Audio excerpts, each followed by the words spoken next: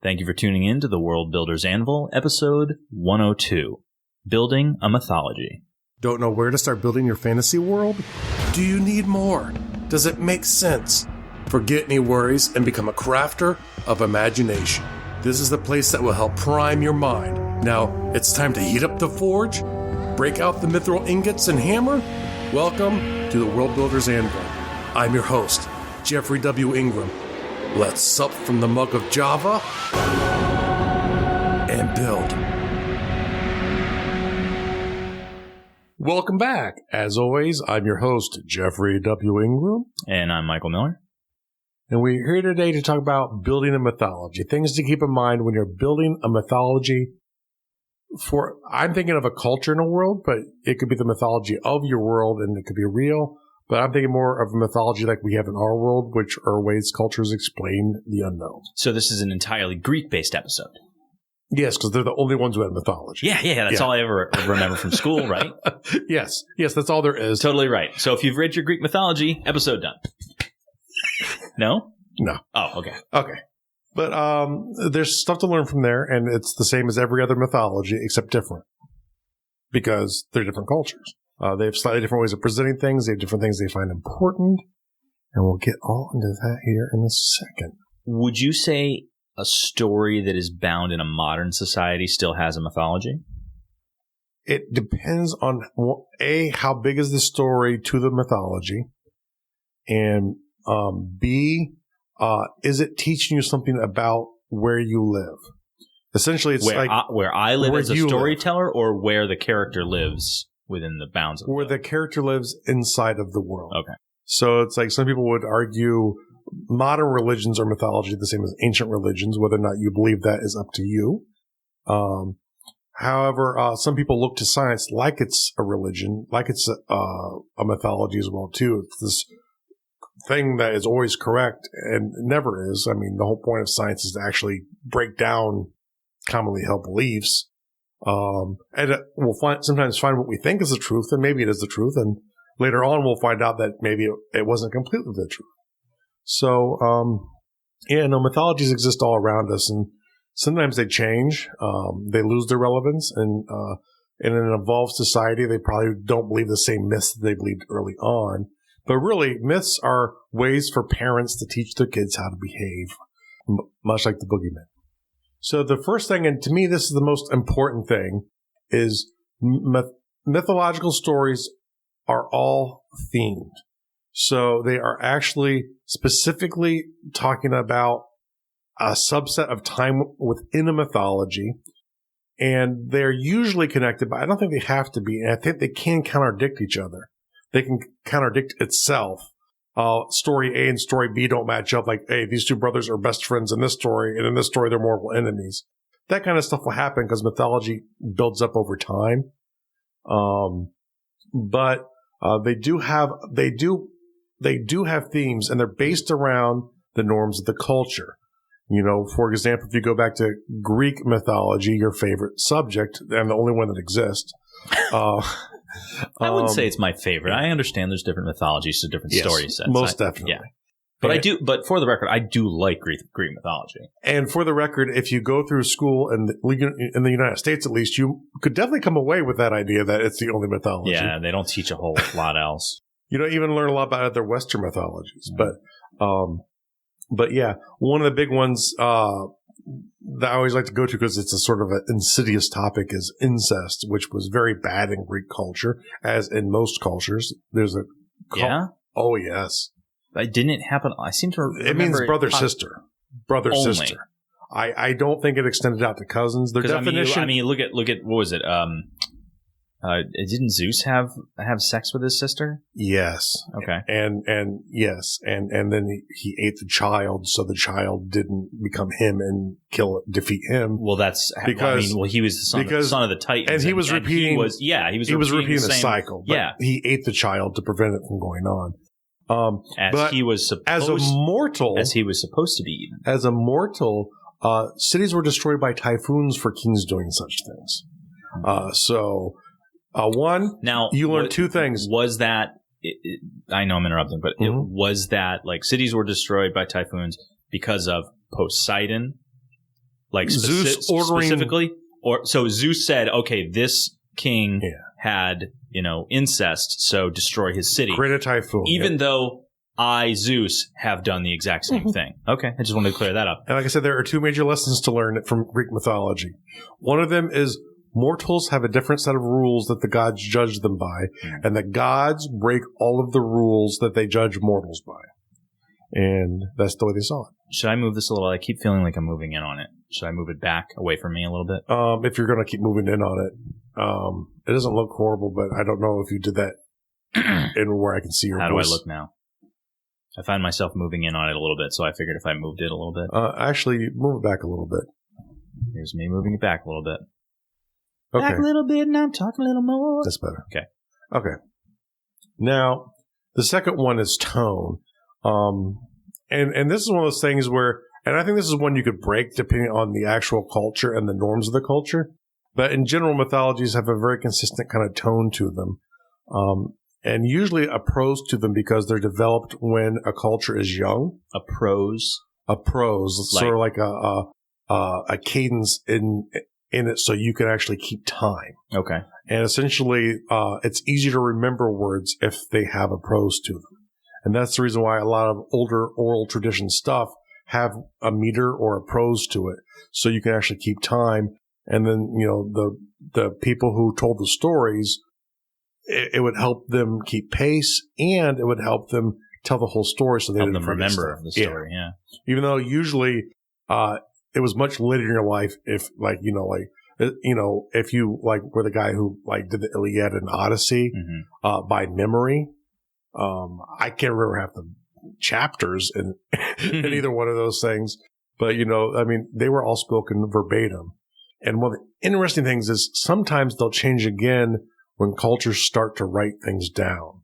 And people who study language will find the Bible itself was originally an oral tradition, and then the first 5 books were the oral tradition sort of written down.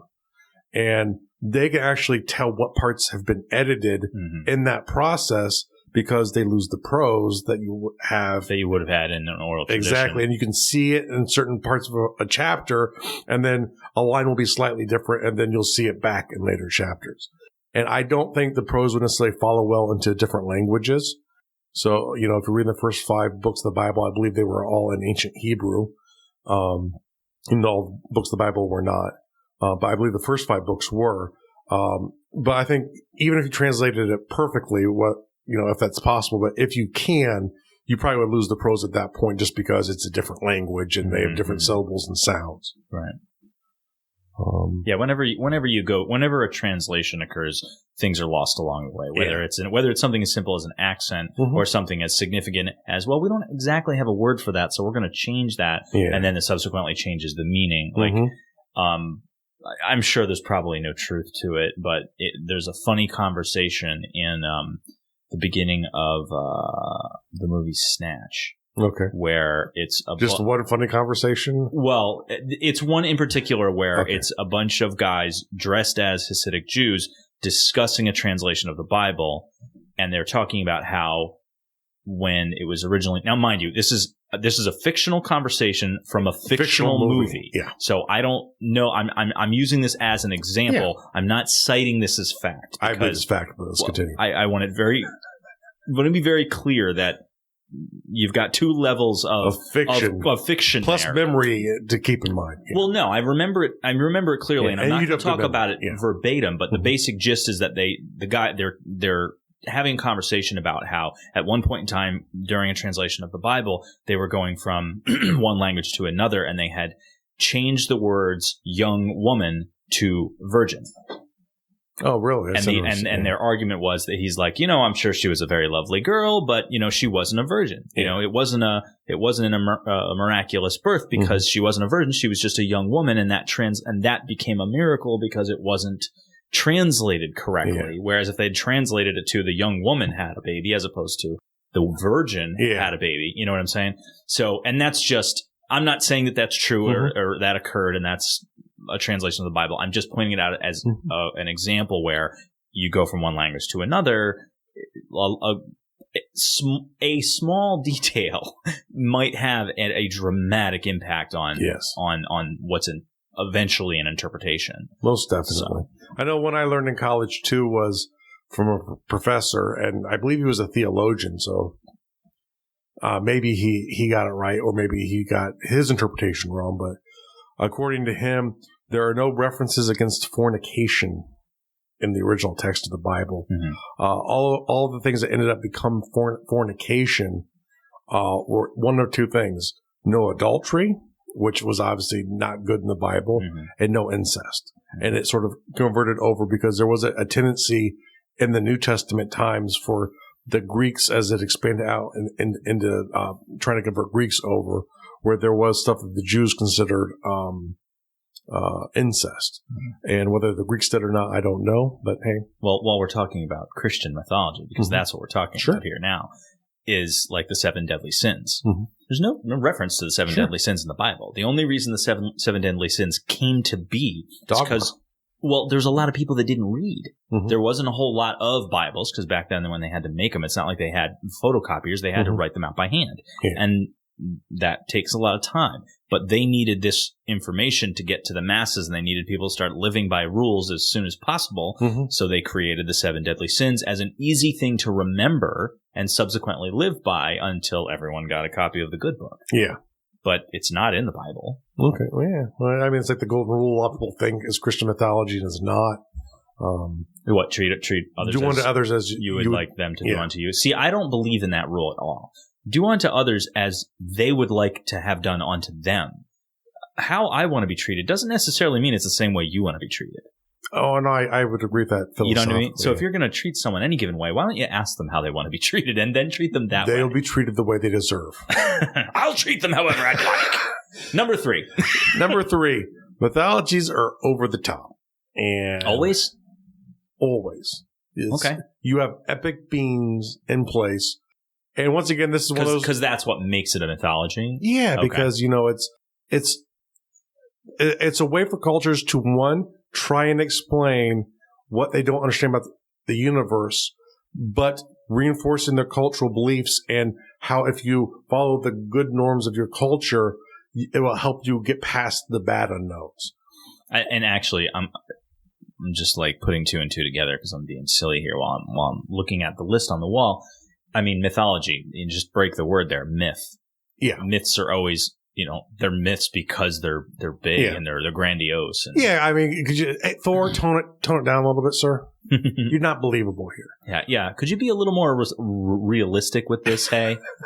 Like, I don't buy it. When you're slaying the giant, you have to be so dramatic. Look, throwing lightning, no one's buying that, okay? And really we're confusing the next one, too, which is very easy because it's kind of the same thing, which is epic elements. Number 4. Yeah, whatever. I can't count. Well, I just want to, so the listener follows.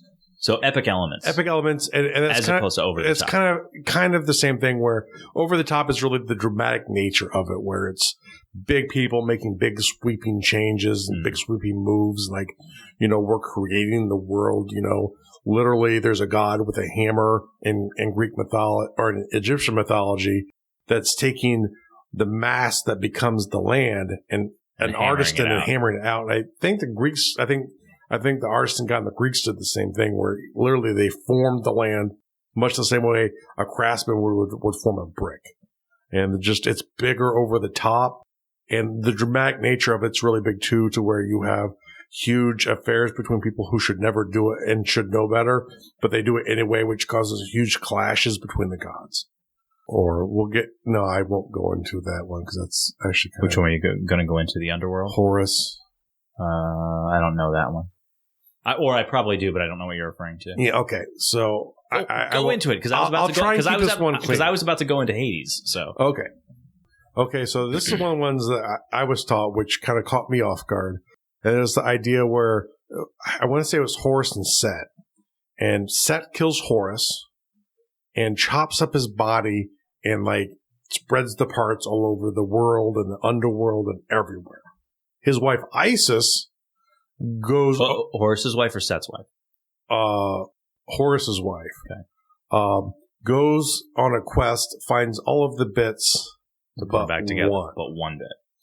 which that one bit remains in the Nile and helps create the fertility of the Nile, which helps feed the Egyptians. And I guess you can maybe guess what bit would cause the fertility of the Nile. So, and I might be messing up. So did she purposefully leave it there? I'm not sure. I'm not familiar enough because I never actually read the story. This one was told to me in school, so I'm probably screwing it up because the teacher was probably an idiot, and I'm totally slaughtering it. But I wish I could remember all the details. But she literally sewed it apart. And it might not have even been Horus at the beginning, because this is the weird one. It's about the lifespan of a pharaoh, too. When you're prenatal, you're one god. And then when you're born, I think you become Horus at that point. And then you're Horus throughout your life. And then when you die, you might even become a different god. Mm-hmm. And the point of your birth is Isis. That is the symbology there, so it's like you are the father of Horus, and who gets killed gets put back together, and then you're married with Isis your entire life, which is kind of creepy. And but it's kind of the same person, but it's a reincarnated version of that person, and then you die and you go off and become that other god again. Or I'm trying to remember. There was some weirdness with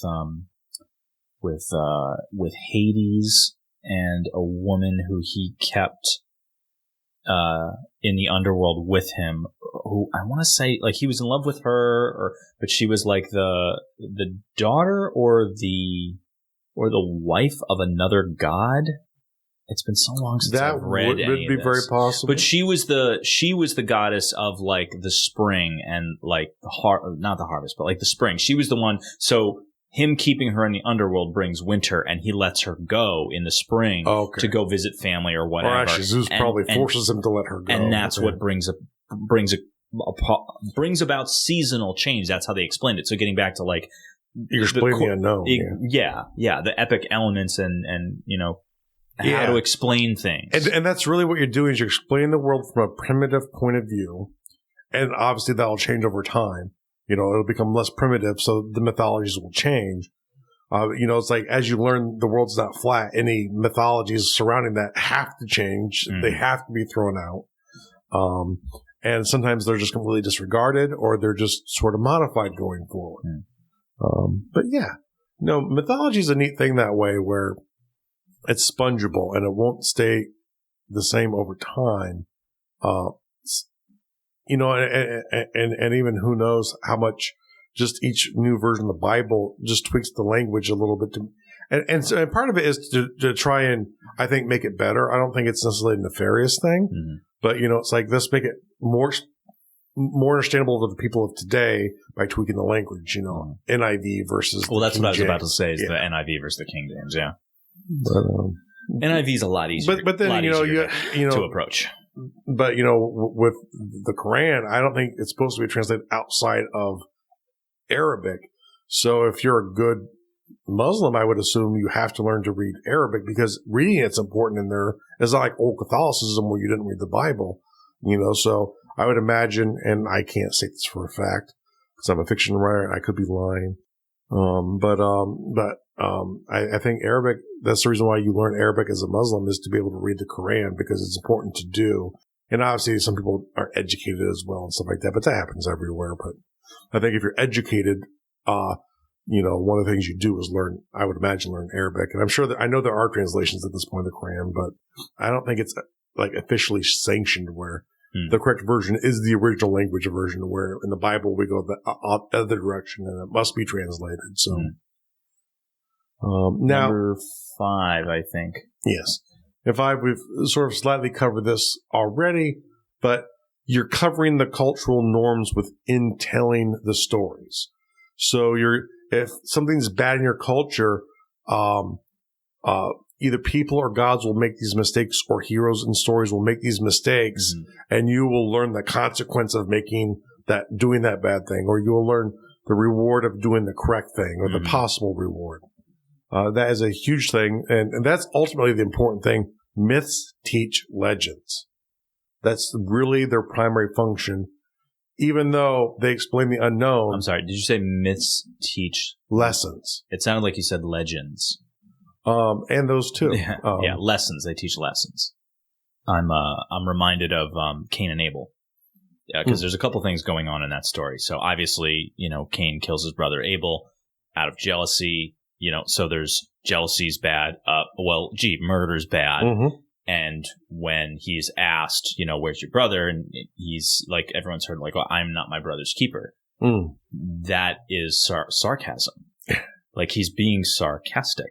And if I remember correctly, he's being sarcastic to God. If I remember, that's who was asking, where's your brother? Even though he knows where it is. It's either that or his father. So one of the lessons, don't be saucy to God? I think that it's a wise thing to consider. I don't remember, honestly, and I'm sure people listening to this are like, oh, Michael, you're an idiot for not knowing who was asking him where your brother is, but I honestly don't remember. It was God. It was God. So all right, thank you. I thought that was what it was. I was like, it was either God or his father. Either way, it was a father. So, yeah. So, no sarcasm, no murder, no jealousy.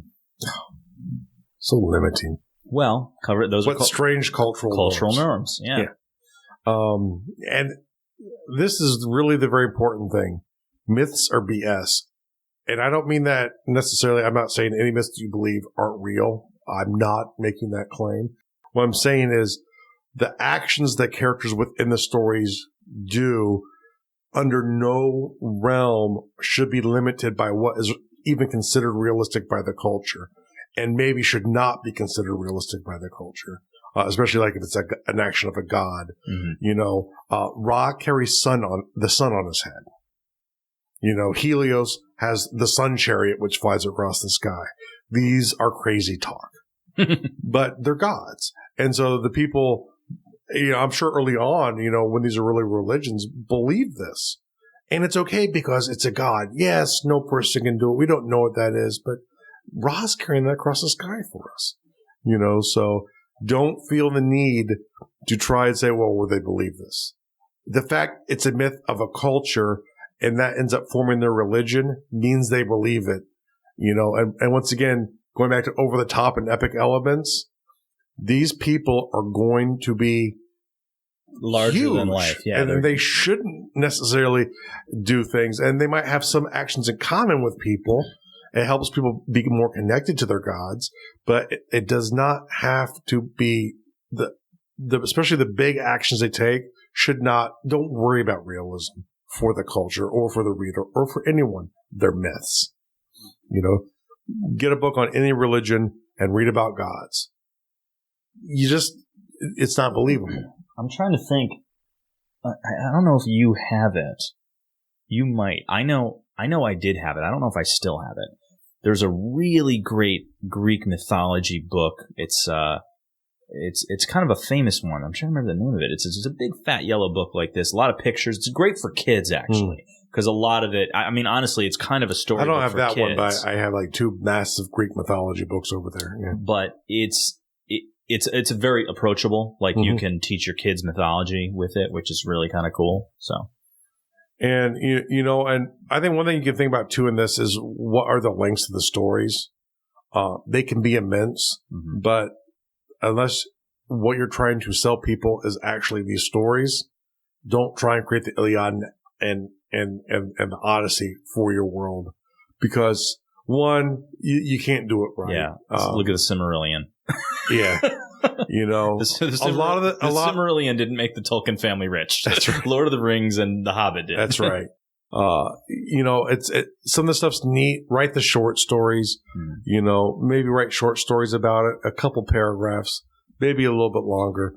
But basically, I think what you're trying to say, as a world builder, create myths and mythology that serve you and your story, as opposed to something that makes a lot more work for you. By all means, if you want to do that work. And if there's a scene where someone's speaking the Iliad of your culture, maybe there's a verse or 2 of it you have. And maybe over time it builds up because somehow it's a theme in your book about this guy going around telling the story. But it's, especially when it comes to mythology, don't be a crazy over-the-top architect, because one, you can't recreate in reality 6,000 years of a culture, and this is one where you write what you need to, know some basic themes. One, probably what is a creation mythos, and you don't need it in the language that people understand, but just for yourself, for this culture, how did the world get here? What's important or not? and use it to form your religion. Have you created less than 6,000 years of history in your world? I know you have. You must have created more. It depends in part how you count. If you count from the beginning to how far I've told stories in my world. Well, I'm sure that the answer to that question is yes. And I imagine, to be very specific, you probably have a great deal of it in your head, not written down. I have a timeline for the history of my world. I don't have all of the details written down. Mm-hmm. Obviously, my world's too big. I have too many cultures. And kind of, now as I'm going through writing novels, I'm starting to formalize some of it. Mm-hmm. Are you ready to share the name of the novel? Sure. It is. And actually, afterwards, remind me. World Builder exclusive. Finally. I will show you. It's taken me months to get you to mention it. I will show you the image that will be on the cover. Really? Yeah. All right. So I have a text version of it on my phone. So, in between number 6 and number 7, Jeff, yes. What's the name of your novel? The Steward's Son. The Steward's Son. What a classic sort of fantasy name there. Yes, you're reminding me of, what is it, The Baker's Boy? Baker's Boy. The Baker's Boy. Which I came up, that was not my original title for it. What was your original title? My original title was The Never Gambit, and it was really stupid. Oh, it's not terrible. That could be like a sequel, maybe. Maybe. The Baker was the Steward's Son. The Steward's Son. The Steward's Son. And essentially I have, because there'll be 3 stories involved, and all of them will be something about 3 stories built into the book, or you mean a trilogy of books? A trilogy of books. Trilogy. Based on specific story I'm telling you. And each of them will be something along the lines of that. I'm so excited that you finally released the title. Yes. And you're the second person to know it. I imagine your wife is the first. Yes. Well, third, because you probably knew it first. Or did she figure it out first? She retitled the book first? We were actually texting one day. She's like, "What's the title going to be?" And I'm like, "Oh." And so we just started brainstorming ideas, and I think that might have actually even been her suggestion. Her ideas. Yeah. We'll give her credit. You better trademark it before she decides to. Well, I've already sued her. Okay, got it. I have a court thing going against her now. She's sharp. You be careful. Well, I hired a lawyer. Good. I would screw with my wife. So what's number 7? So number 7 is follow cultural logic. If you're creating an actual myth story, know the basic flow of your culture's logic. For example, I know of 3 different ones on Earth. Okay. Circular logic, which is sort of Eastern logic, which the beginning and the end are always kind of the same thing. Everything's always going in a circle. Okay. With reincarnations and your yin yang's a big circle. Mm-hmm. So logic is circular. So the beginning and the ending have to tie together to make it go in a loop. And when you're telling your myth stories, they would all be in that form. Western logic is argument logic. So it's what you learn in school as logic. As you like John Locke logic. Yeah. So essentially, you present your argument, then your evidence, then your conclusion, and then you pound the table to screw up your podcast, which is the 4th part of Western logic. That came in much later, and hopefully you will actually hear that. I can't believe Michael's doing that. And that was Jeff. It's Michael, by the way. I have fun when we BS. Okay. Which is also 6, but we're going to cover BS. Yeah, we'll cover that. So actually, that was the end of the list. And actually, the third one I learned, and this was from my theology class in college, which strange I would take a world religion class. Right. That's odd. So not you. Jewish logic is actually, it's sort of story, conclusion, story. So the middle of a Jewish story is the conclusion, not the end. And according to the person, a lot of Christians make the mistake when they're reading the Bible of getting to the end of anything, and this is the point of the story. But the point of the story is actually not where most Westerners think it is. And that's the funny thing too, when cultures start adopting other cultures' beliefs, sometimes the context of certain meanings are lost. And a great example of that is, do you remember what Jesus said on the cross? Right before he died? the last thing. Father, why have you forsaken me? Why have you forsaken me? Yeah. And I've known a lot of Christians, myself included, who was always a little confused, like, but isn't that questioning God? How can you question God? And so I actually bring it up to this professor in the class, and he's like, you're wrong. Because it's not the end of the story. No. That's what he said, but he wasn't questioning God. In that time period, 1 AD, that was Jewish morning prayer. He was starting his morning prayer when he died.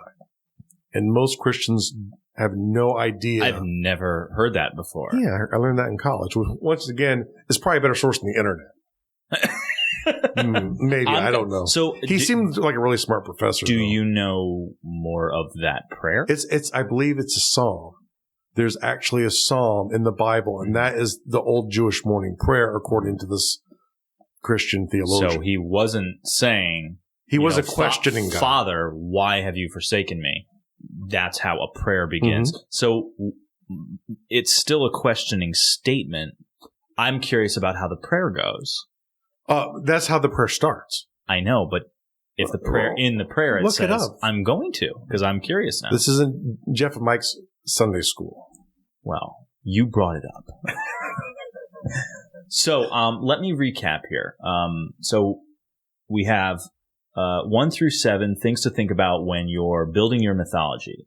The themes to the stories in your mythology should reinforce the cultural norms. Number 2 is consider the tone. They should be consistent, and if you can do it, build prose into what you're sharing. They should be, number 3, over the top.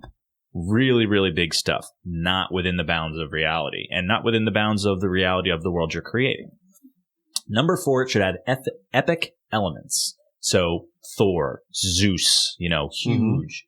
Moving the sun on your head, exactly. Or pulling a cart with carrying the world on your back. Poor Atlas.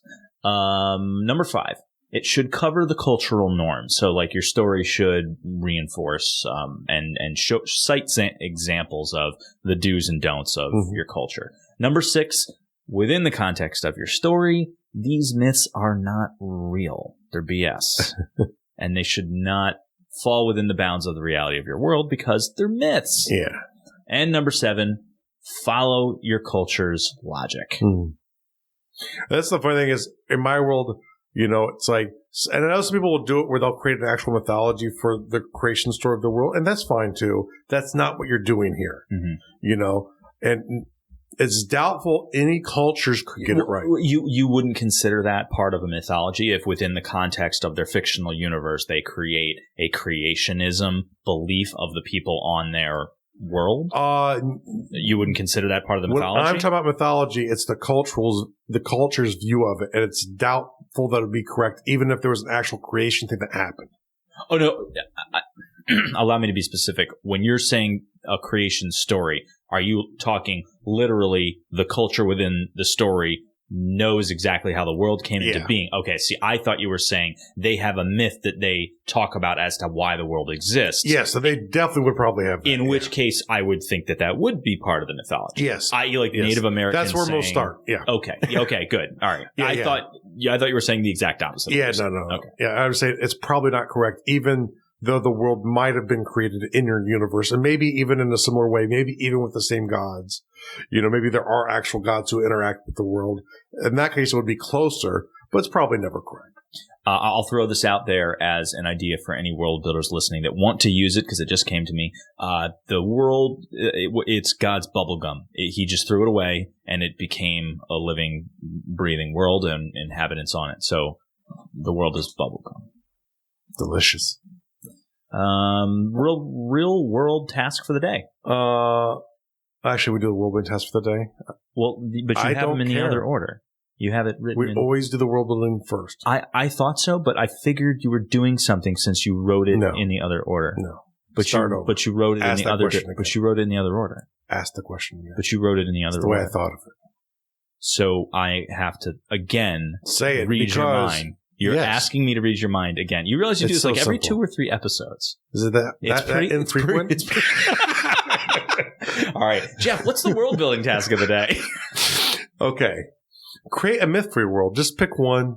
Pick a culture write a myth for them. Maybe so have just, like could be a small myth, just like a story about a Hercules like character, or think like sort of like African, stories about a spirit and a person. These kind of ones, Make a myth. Make a myth. Jeff, will you tell me what the real world task is now? Now that I'm ready for it. Okay. Correct. Good order, finally. Okay. Glad I thought it is live your beliefs. And what I mean by that is, hopefully you noticed, and I appreciate those that did, that I did not release an episode last weekend. And I was thinking about it. I had an episode made. I actually forced Mike to work over 72 straight hours to get this one episode done. Oh, come on, Jeff. You know that everything that I do with you is not work. It is a joy. Well, it's a joy. I allowed him to work 72 hours straight with me. And that's actually not true at all. But I mean the part about working with Jeff being a joy. That's not real. That's not true. He made me do it, but it wasn't real. He did make me do it. It wasn't joy.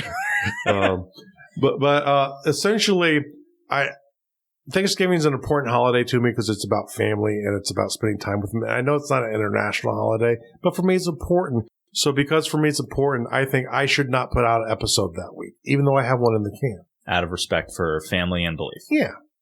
And I can back that. And I will also... Even though you made me work extra to do the other canned episode. Oh, don't forget, you have to go back coal mining after this is done. What? Get to work. Okay. At Christmas weekend, I will not do as well because, once again, it's another time. And beyond Christmas itself, 2 days later is my wife's birthday. So that's a huge thing for me and my family. So, Jeff, I feel very strongly about Arbor Day. So... when Arbor Day rolls around, I want to skip the episode. No, this isn't about you. Oh, that's right. I'm the co-host. And the coal miner. Coal miner. All right, so do we have a tease for next week? Yes, and that's a complete lie one up there. That's a lie? Oh, I was excited about that one. Do you want to do that one? We'll do that one. What did you... I really like the idea that you have up here. All right, if we're not going to talk about this one, can we at least do this one at a later episode? Yeah, I'll have to do a lot of research for that one. But I think you're doing the research for that one. So the pre-tease for the tease that we're not going to do has to do with Fallout. And Jeff's doing a lot of Fallout these days. But that's not the tease. That's not the tease. Do not be teased. So that's a pre. And I have done Fallout 3 before in the episode. And this will be one to talk about Fallout 4. But don't get excited because that won't happen probably until the new year. Or maybe, I don't know. All right. So what are we actually going to tease? We are going to actually... We're going to, I'm relooking at a culture that sort of is on the borders of the story I'm telling. Okay. And I want to make sure it's sort of up to my current snuff of what I need. So we'll be taking some of the certain foundations. We will have some certain benchmarks they have to hit, and we'll build a culture. So we're going to on episode build a culture? We're going to build a culture. I like our building episodes. To my specification for my world. Very cool. Very cool. And we'll have fun doing it. Before we let them go, I want to remind everybody that the holidays are right around the corner. Actually, will this release before the holidays? Yes. Do you figure this will be right before Christmas? This will be the episode before Christmas. Okay. In which case, you're going to have to use expedited shipping. But if you want to get all your goodies off of Amazon, please go www.garduel.com/Amazon. And it helps out the show. It'll take you right to Amazon. It won't change your prices, so it won't make anything more expensive. It just helps us out, and we appreciate it. And one of the disappointing things I've noticed, if you do slow down your shipping this year, you get Amazon Pantry dollars instead of downloadable dollars, which is what I thought before. What are pantry dollars? They're trying to come up with their own version of Peapod, I think. Ooh, but see, I like that idea. You might like that. And I just bought one and I tuned it down like, what's this pantry thing? I didn't even think much about it. Like, they changed the name of it. That's kind of a weird name. So you were expecting to be able to be able to which is what it was last year. Download a Star Trek episode. Now you're going to have to buy a Snickers bar or something, or a pineapple. Because I just bought like a rechargeable thing for my phone, like that's a wireless all Jeff one. Buys is Snicker bars and pineapples. That's all he eats. That's not true. I'm a fiction writer, and I lie. And I eat cheese. Cheese is good. Your cats eat cheese. Mm. So. I want to plug your book title one more time. Why don't you share that? Sure. And once again, look for it. Hopefully it will be out Hopefully, I'm hoping by February of next year. But I thought it was going to release before the end of this year. It was going to, but just with stuff that's been going on in my family life. Gotcha. I have the final editing done. I just got my book image, which I will show you in a second. Nice. I will share with all my newsletter members coming up here shortly. And I will share with all my newsletter people as well. I'll send out a newsletter with a picture of it to see what they think. It's not the actual book cover. It's just the image for the book cover. But essentially, I'm waiting on a map that one of my friends, another good world builder, is putting together for the insert, because what good fantasy book does not have a map? And there's no book of yours that should ever be printed without a map. No. Because you are such a fan of maps. I'm a map geek. Go back to the map episode if you haven't heard it. So what's the name of the book? It is The Steward's Son. The Steward's Son. And as always, make sure to go to gardul.com. That's GARDUL.com for the show notes.